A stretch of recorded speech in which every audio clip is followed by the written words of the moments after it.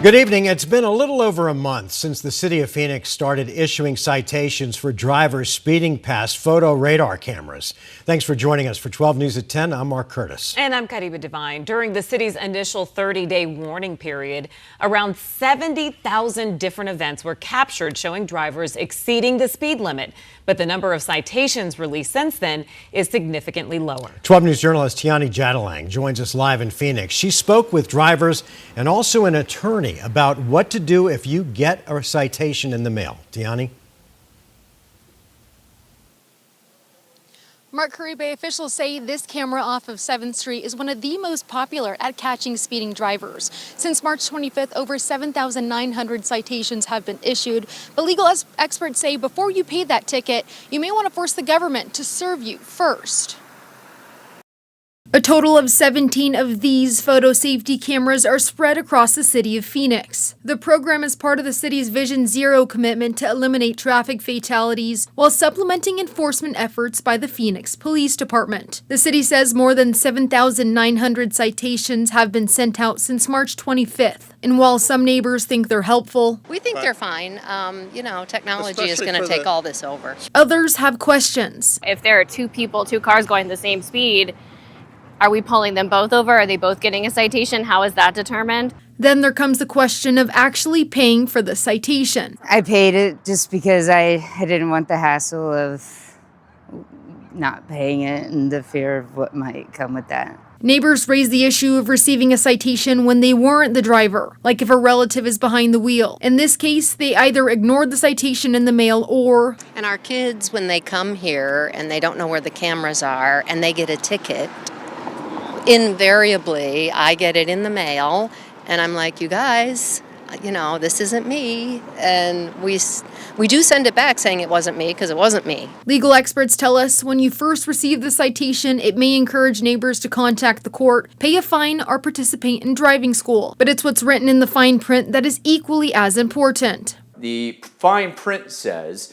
that in order for the speeding ticket to be enforceable, it has to be personally served on you, meaning that a process server, somebody who's certified to serve the ticket, has to personally serve you or somebody who resides at your house and of a legal age. And if you do happen to receive a ticket in the mail and it's not for you, Josh Colesrud suggests this. The parent would want to go to court because you can easily show that that this grown-up picture isn't the teenager that was driving the car, and then that way the case will be dismissed.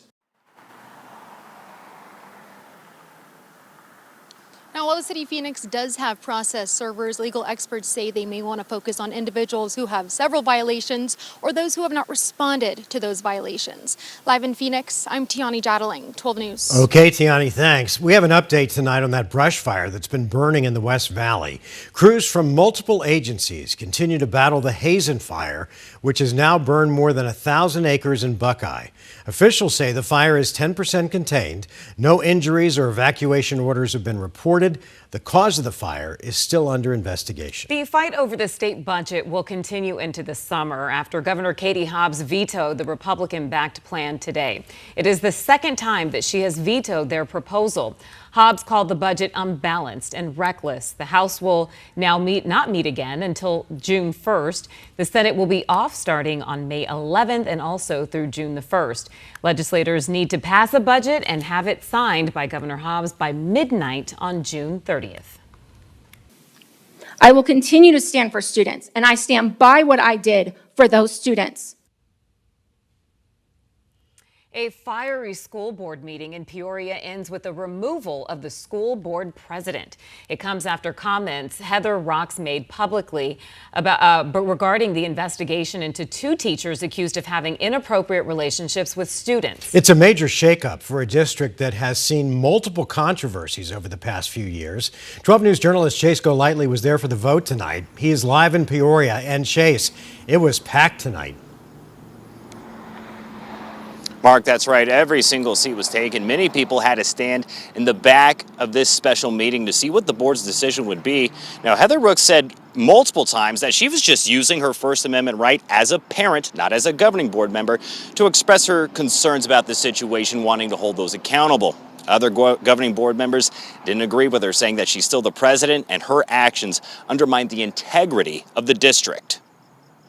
I think this is the wrong way to go about removing someone. That's what now former Peoria Unified School District Governing Board President Heather Rooks had to say right before the board, in a 3-2 decision, voted her out of her seat as president. This does not show integrity by removing somebody for their freedom of speech and fighting for student safety. All of this stemming from Rooks recently speaking with media outlets, criticizing staff at Centennial High School with how they handled allegations made against 2 female teachers for having inappropriate relations with students. Both teachers are now no longer with the district and could face charges.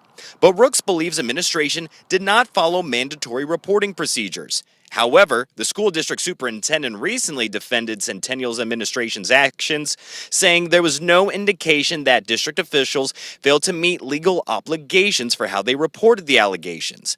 Rook also said in a video statement that she filed a complaint to the Maricopa County Attorney's Office to investigate reporting at Centennial High School where the reported incidents took place, saying she made that complaint not as a board member, but as a parent within the district. However, members of the Arizona Education Association created this petition to get her out of her seat as president, citing comments she made regarding this matter, claiming Rooks violated ethics policies and undermined trust within the district, leading to this special meeting where the board would make that decision. Out of the 23 speakers, it was about 50-50 for those who wanted Rooks to go and those who wanted her to stay on as president. Unfortunately, the recent actions by President Rooks has deepened the wounds and caused more harm to our community. I am shocked and appalled how and why this is even an issue, to punish a person who wants to get to the bottom of this abuse of children, period. Those against her also brought up previous issues involving Rooks, like her filing a failed lawsuit against the district for not allowing her to quote Bible verses during meetings, and also abstaining from voting on putting a funding override on the November ballot. One person who spoke in favor of Rooks claims she knew one of the abused victims' grandmothers, speaking on her behalf. She absolutely wants to see Heather Rooks remain as board president and is thankful that she is trying to hold these people accountable. Then when it got to the board's comments, only one supported Rooks and her actions, calling this a witch hunt. I think this meeting has absolutely no grounds, and I'm completely disappointed. The other 3 members claimed Rooks' comments were detrimental to the district and ongoing investigation. Because the board president's recent actions and media statements undermine the credibility and integrity of the board, the district, the Peoria Police Department, and the investigative process in this matter and going forward. One board member quoting Rooks in the media reports, claiming what she said is false. Rooks stood her ground, saying she was using her rights as a parent to voice her concerns. And I'll continue to exercise my rights as both an elected official, but also as a mom and a citizen in this state and in this country. Now, this special meeting went on for more than 2.5 hours. After it ended and that vote was done, we did try to speak with Rooks to get a comment about that vote, but she immediately left right after that meeting was done. Now, while she was voted out as president, she will remain on the governing board. We're live in Peoria. Chase Golightly, 12 News. All right, Chase, thank you. Happening tomorrow, jury selection begins in the armed robbery trial for one of 2 suspects accused in the murder of Mercedes Vega.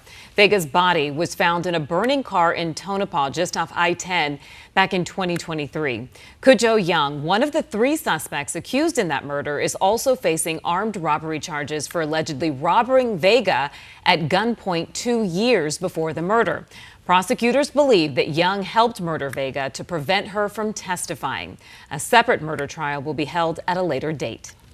It's been more than 3 months since investigators say Nancy Guthrie was taken from her home in Tucson. FBI Director Kash Patel is now sharing concerns over how the Pima County Sheriff's Department handled the earliest hours of the investigation. In a podcast with Fox News host Sean Hannity, Patel said the FBI wasn't asked to assist with the investigation for more than 4 days.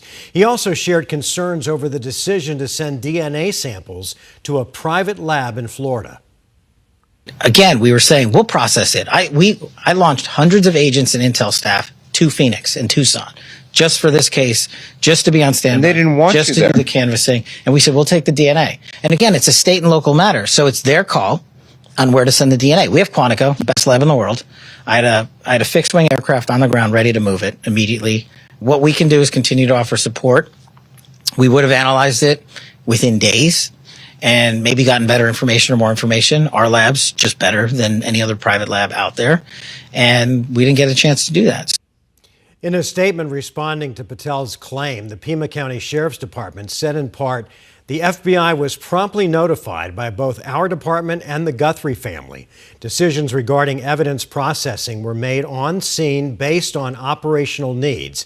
We remain committed to a thorough, coordinated, and fact-based investigation and will continue working closely with our federal partners as the process moves forward. A Tempe restaurant known for luxury is now at the center of a very expensive theft. Surveillance video shows a woman allegedly stealing a $4,000 bottle of rare cognac off of a tableside cart at restaurant 333. It happened on Monday, and the restaurant CEO says that the man and woman paid cash for their dinner and used fake names and numbers for their reservation. And they got up and they wanted to go out and smoke, and we don't allow smoking. And it just, went from there. She took the bottle and put it in her purse. If they needed help, you can come ask me. I'll help you. But when you steal from me, we're not stopping. The restaurant provided the video and the couple's license plate to Tempe police, who are now investigating. We're following some breaking news right now. Sky 12 is over the scene of a crash involving a car and a train. This is near Grand Avenue and Del Webb Boulevard in Sun City. The Maricopa County Sheriff's Office tells us no one was hurt. We're working to learn more about what led to the crash. We'll have updates for you on 12news.com.